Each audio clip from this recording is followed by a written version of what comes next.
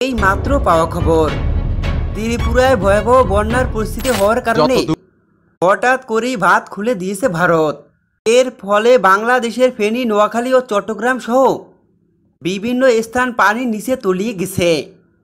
ভয়াবহ বন্যায় আটকে পড়েছে লাখো মানুষ। সেই মানুষের আর্তনাদ দেখেই এবার পাশে এসে দাঁড়ালেন বাংলাদেশের জনপ্রিয় নায়িকা বুবলী।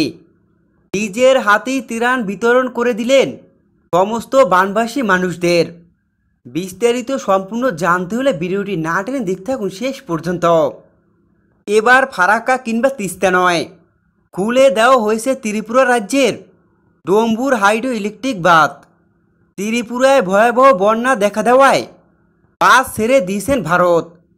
আর সেই পানির স্রোতেই ভেসে যাচ্ছে বাংলাদেশের ফেনী, কুমিল্লা, নোয়াখালী ও চট্টগ্রাম সহ দেশের দক্ষিণ পূর্বাঞ্চলীয় বিভিন্ন স্থান।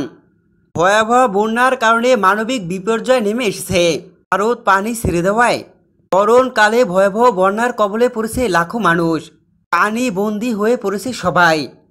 ভয়াবহ পানির স্রোতে ভেসে যাচ্ছে সব কিছু, ভাসিয়ে নিয়ে যাচ্ছে ঘর থেকে শুরু করে সব কিছু।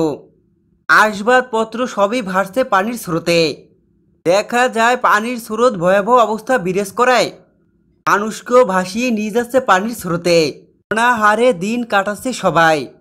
বানবাসী মানুষের আর্তনাদ যেন সহ্য করার মতো নয়, যা দেখে এবার সাহায্যের হাত বাড়িয়ে দিলেন বাংলাদেশের জনপ্রিয় নায়িকা বুবলী।